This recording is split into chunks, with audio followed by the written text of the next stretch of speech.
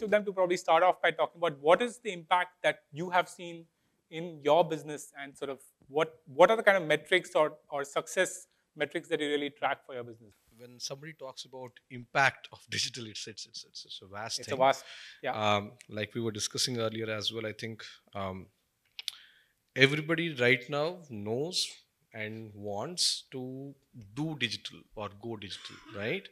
I don't think you'd find any executive who would say, no, no, digital is not part of my roadmap. But when we say digital, I think a different levels of the organizations look at it in a different way. Uh, the promoters or the big guys look at it as a long term thing which will pay off over time. The people on the ground, CEO and downwards, would actually look at it as something that should bring value to them quarter on a quarter basis, especially for public companies. So when you look at digital, the main impact that it has had, especially in our business, is if you look at the discovery, the conversion, and then the repurchase. These are the three main cycles that you see. The effect of digital is on the discovery part of it mostly, but the problem is it's very tough to measure. The other two are fairly easy if you have the right processes and technology in place.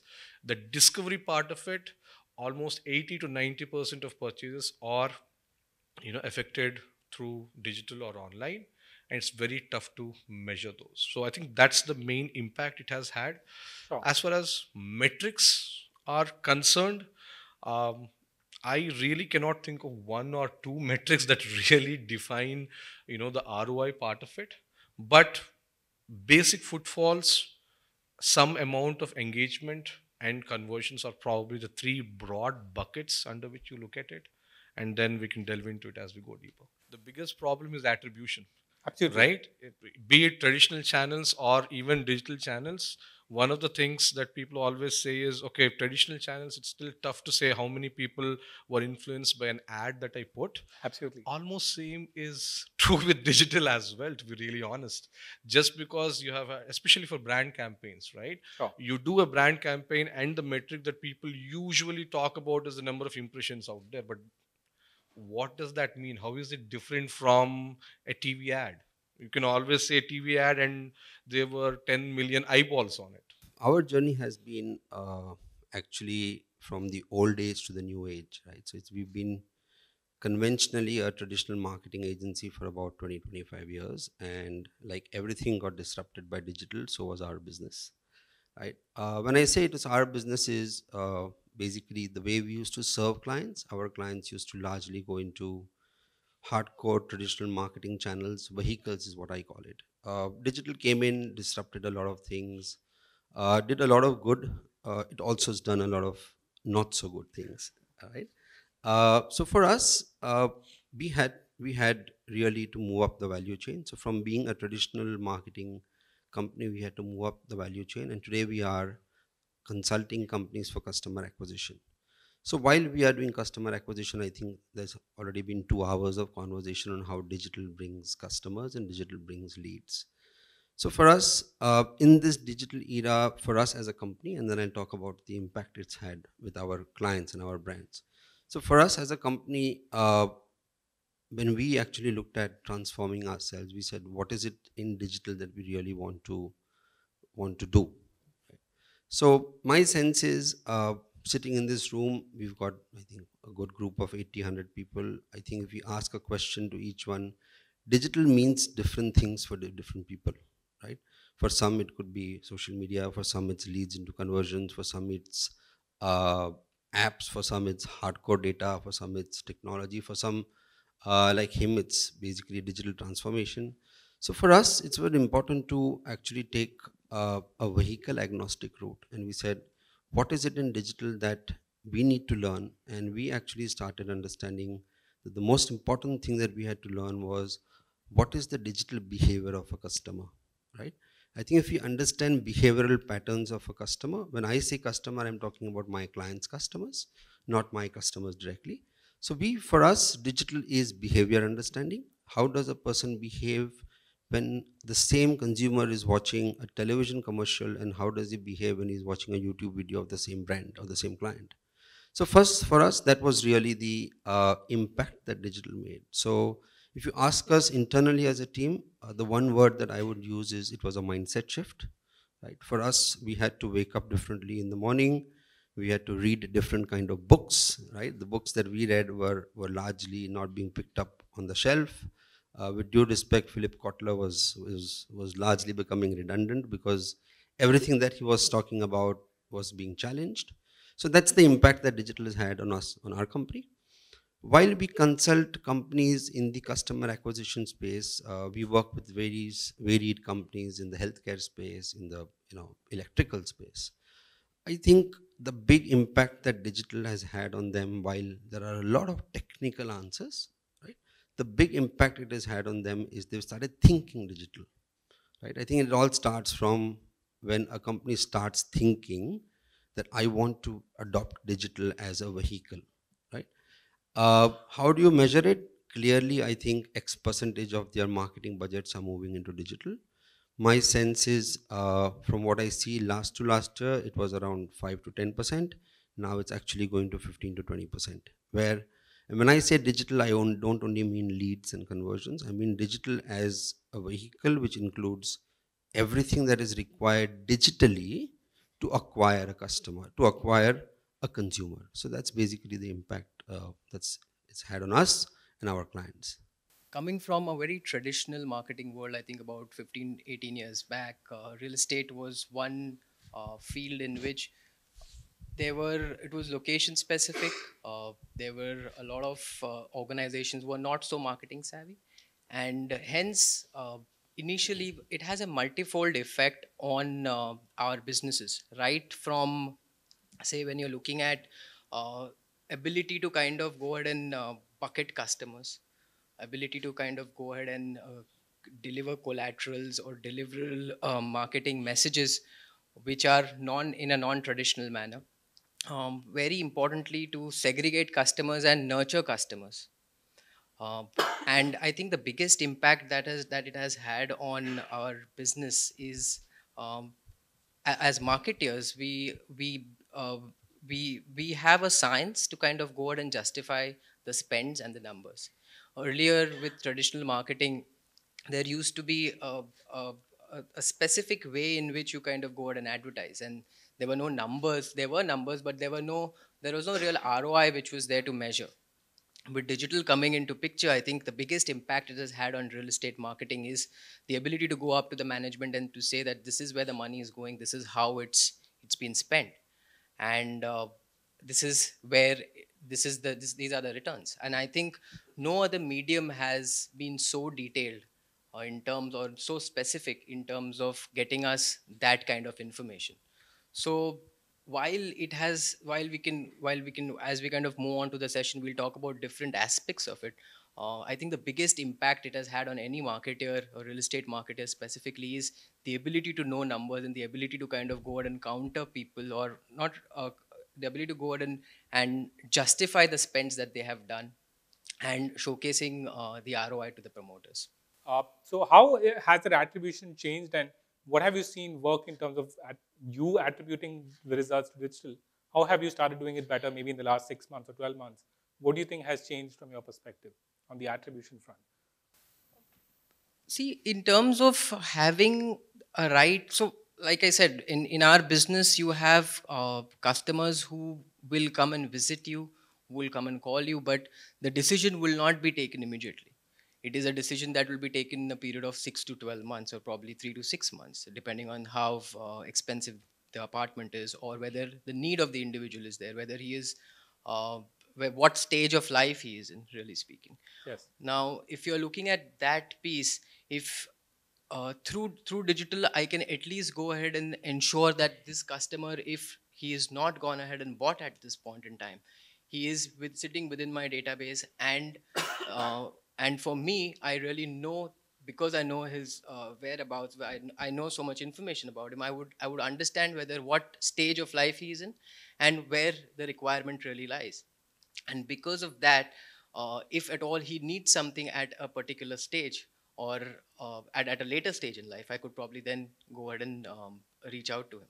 For example, if he has declined at this point in time, saying that he probably is waiting to probably get the next promotion, or probably he doesn't have the monies at this point in time, or the budget is not meeting the adequate requirement. I have the capability of reaching him out when there is a festival offer which is there. Sure. So for us, I think that really is the biggest thing that has happened. Sure. Pradeep, do you want to talk? You were talking about the discovery not being attributable, and I think that's a very interesting point. That today, when you're spending to build that brand and you're driving discovery, you're driving brand search, you're driving brand awareness, how are you tracking that back to attribute the results? Because that's obviously not that straightforward. So, what have you done on that front?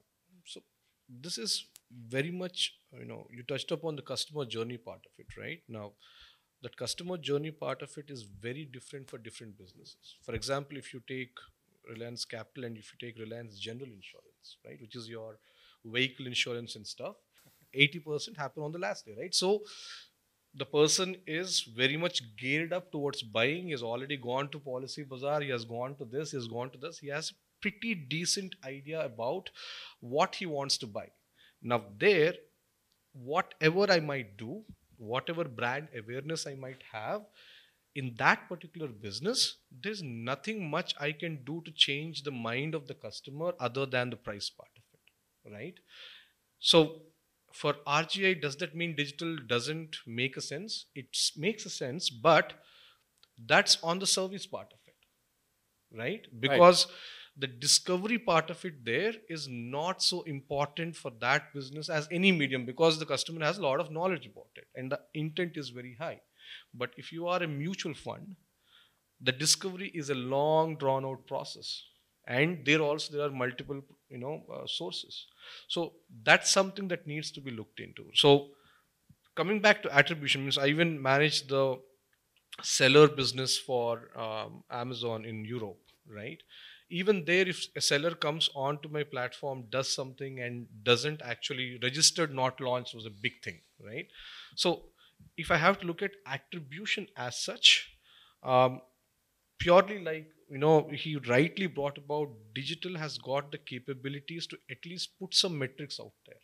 So one thing that we really push, especially for brand spends, is not stop at only impressions, but also the kind of visits that it leads to your property, digital property. It might be a landing page, it might be your actual digital property, and also the interaction part of it, right? So the engagement and the long term engagement that you can drive with that customer needs to be part of the brand spends and not only impressions, because that is a very shallow metric, and we like it or not, even an established business or a new business, at least 40% of your spends going to brand spends anyways.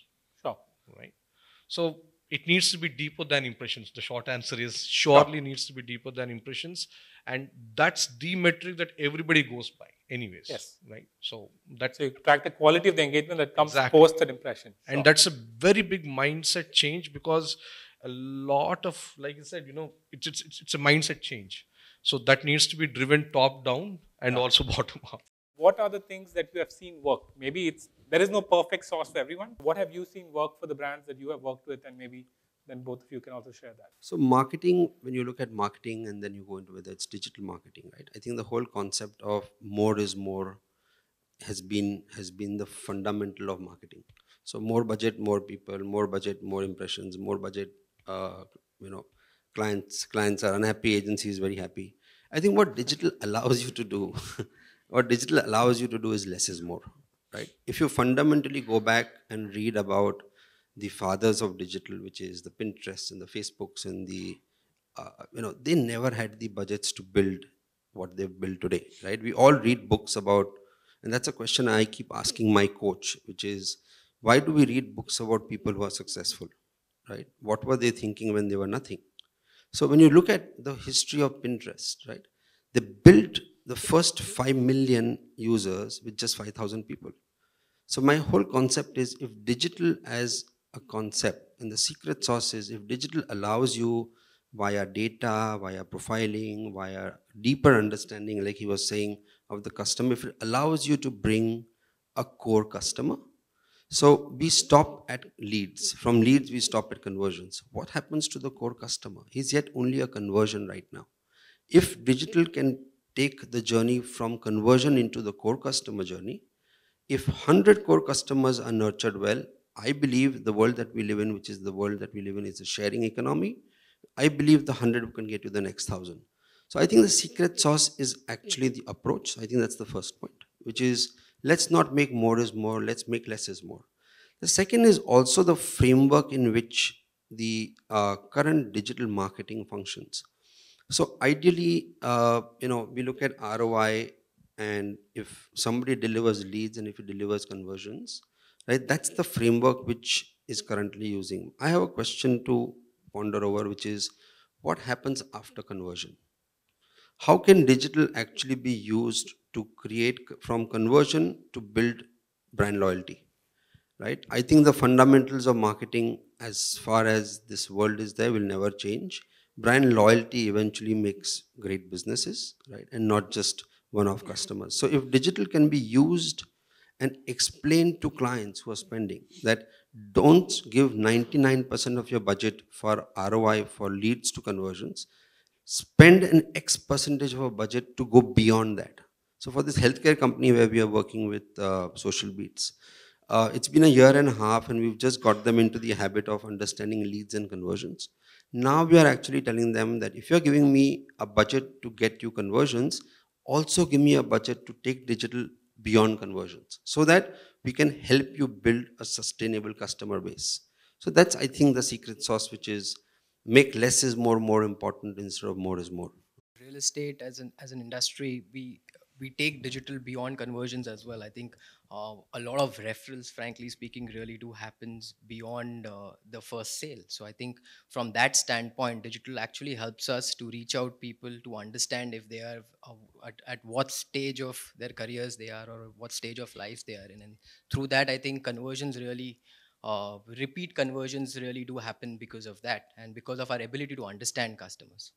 I would still stick to the point that there is no real secret sauce. Frankly, I think the secret sauce lies with the marketer itself. Digital is like you have all the ingredients possible which are available, but it's upon a good chef to make a good dish. So it's at the end of the day, if you have so much of information available, so much of data available, and it's the individual capability of that particular marketer or that brand manager to go ahead and understand what data he has, what channels he has, what past experiences has, what results it has gained, what are your business objectives, what are your sales objectives, and depending on that use the relevant information to go ahead and remarket or to go ahead and again focus and to again market.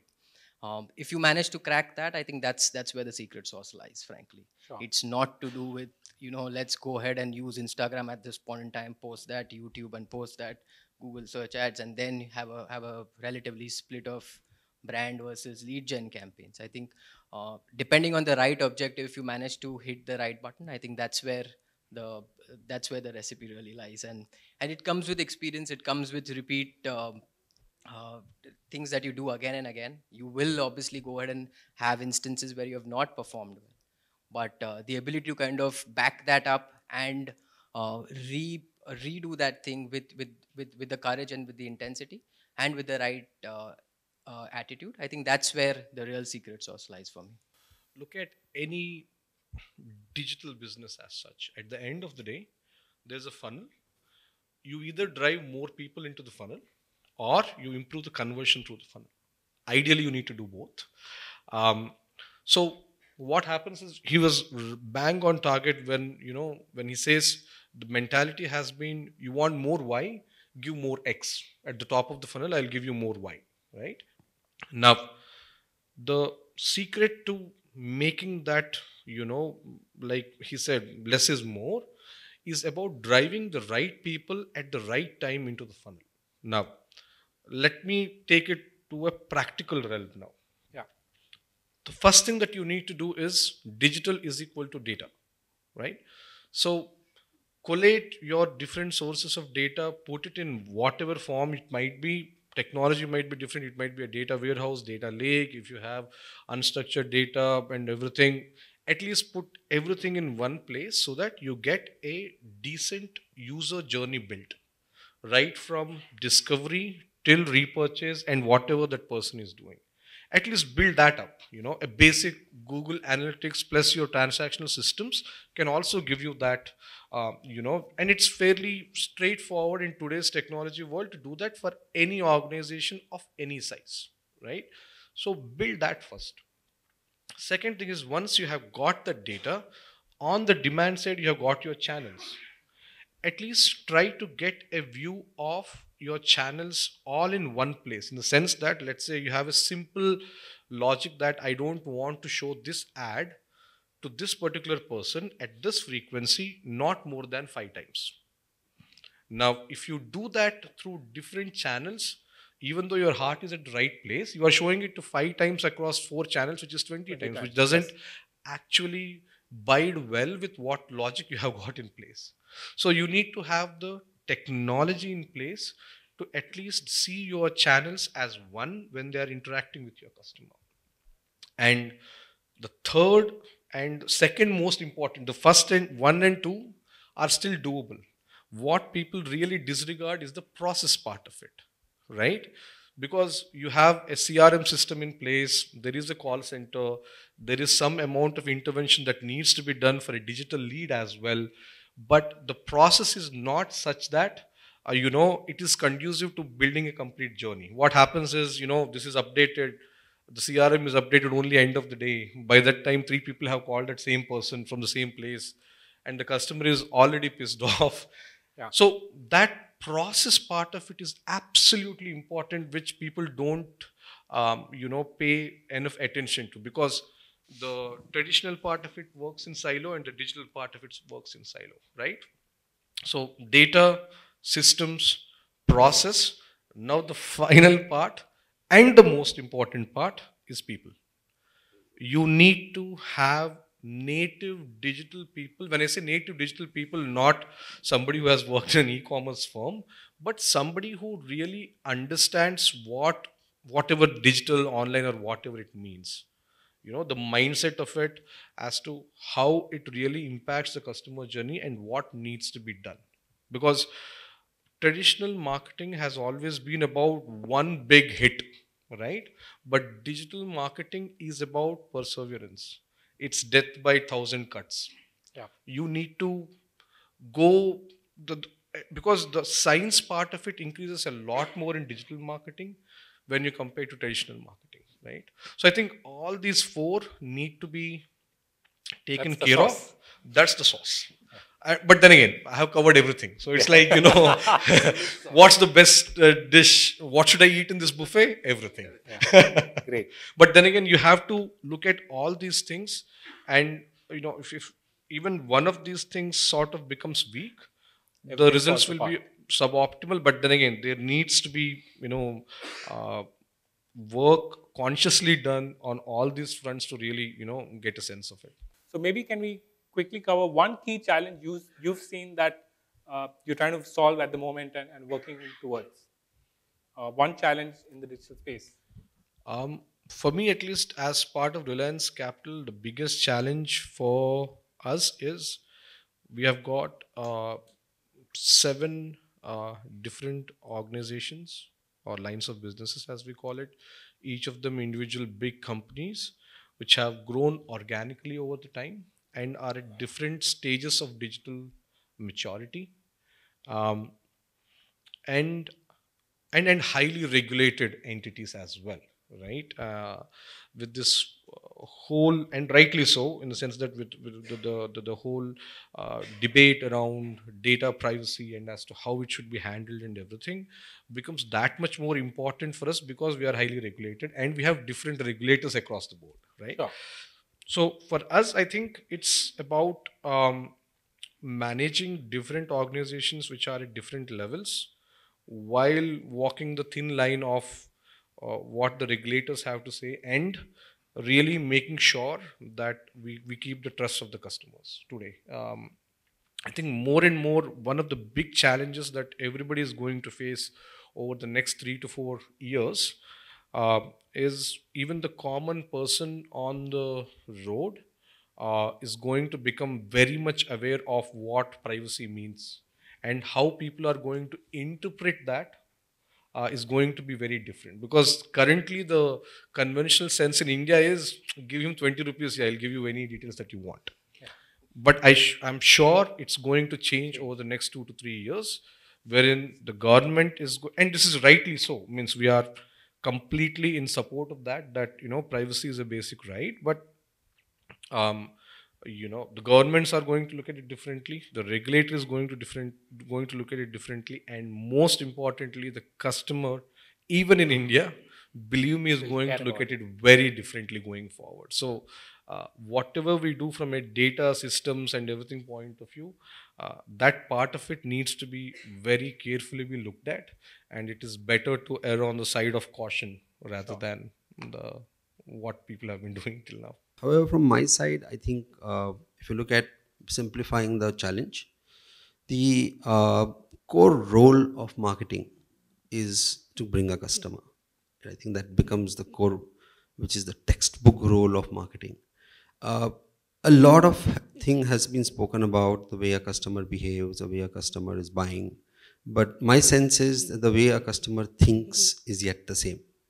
We all buy in a similar manner. We used to compare things in a different way. We compare things now in a different way, but the fact is we yet compare. Earlier we used to ask somebody else before buying a car. Now we will go on reviews, but we yet want to know 10 things before I buy the car. So I think if we keep to that fundamental, which is customer who wants to buy yet thinks in the same way, the most important challenge is we talk about digital infrastructure, which is broadband and pipelines and KBs and MBs and stuff like that. What we don't talk about is there talent enough which can converge digital into traditional and traditional into digital, right? I think it is a convergence of the entire gamut of marketing vehicles, whether it is data or whether it is research done on the ground, right? If you go ask, so the data is today the most advanced version of research, but today research on the ground itself is very insightful. Data gives you numbers, research gives you insights. So the ability for companies to be able to converge all of these things together, the fundamentals of marketing, the traditional marketing, digital marketing, technology, AI, data, and whatnot, because everything else will change in the next 5 years. I don't think the way a customer buys will change. The way he thinks will not change. So if you really want to gear up for the future of marketing and to be future marketeers, I think the most important thing is to make sure that you're able to marry vehicle one, which is digital, to anything else that is currently available in the marketing vehicle. And I think that's the biggest challenge, where even when you look at the way companies, marketing companies are structured, you don't find people who are able to talk brand, right? Everybody talks brand. Convergence is the biggest challenge. Is the biggest challenge, yeah. I think for us, I think it's very simple. There are two critical challenges from a real estate standpoint. One is, like you rightly said, the marrying the traditional content to digital specific content. Today, traditionally we were used to seeing advertisements in a group, in a family, and they used to have a certain appeal to us. Maybe that same ad will work on a YouTube, maybe not. So the ability to kind of create content or recreate content for a digital media, I think that's a primary challenge what the real estate sector would really face. Like, where do I find those cool ads which are viralable, which I can forward it to my friends on WhatsApp or forward it elsewhere?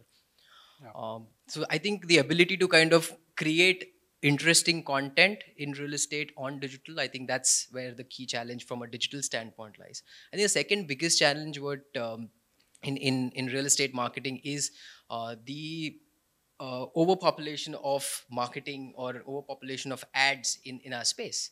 Today, a developer has launched a particular project, he would advertise, but there will be another similar website which will be created by distributors and brokers. Now, that's basically creating competition for us. Now, how do we ensure self-created competition? Self-created competition, yeah, in a good way. Point in time, there are a certain amount of impact that it has on the brand. So good brands would not want to typically want their distributors advertising as themselves, as the group. But that is a big challenge for real estate marketers. How do we kind of curb that? There is huge amount of negative impact that happens on the brand. How do we tend to avoid that? So I think that's where the two critical challenges are. But fundamentally, I think digital is so dynamic. It changes every month, or rather every week. Yeah. Now, the ability to kind of cope up to that change and understand that change and then react accordingly, I think that's where the core and the true opportunity really lies for a marketer to do. What I wanted to understand is, have you guys been able to use data to cross sell across the various companies? So, for example, if we could deep dive something very specific. So, someone who is an aggressive investor for Reliance AMC, do you guys pitch for Reliance Securities to them?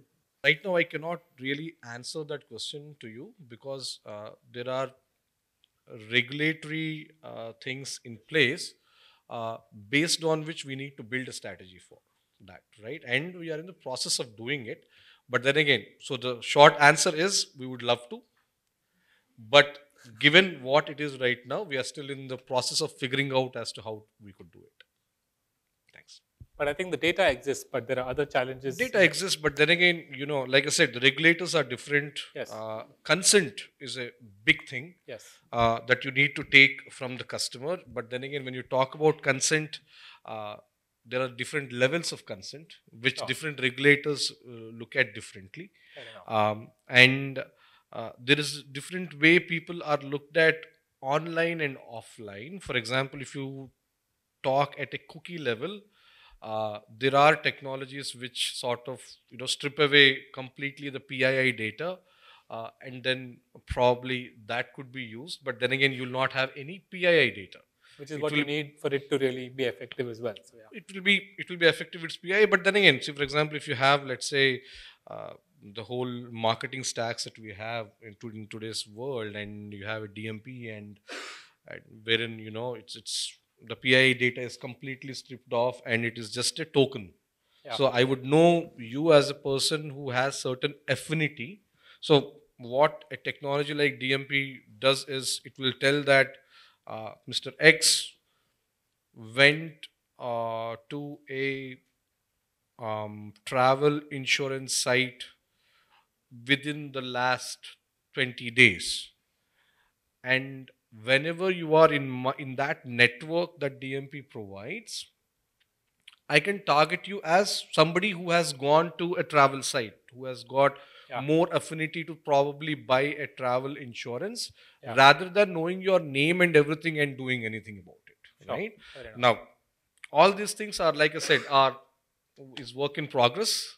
So we need to figure out as to how that can be done. What is it that you're looking forward to in 2019? What is it that you're going to try in the next year that you're really looking forward to trying out in the digital space?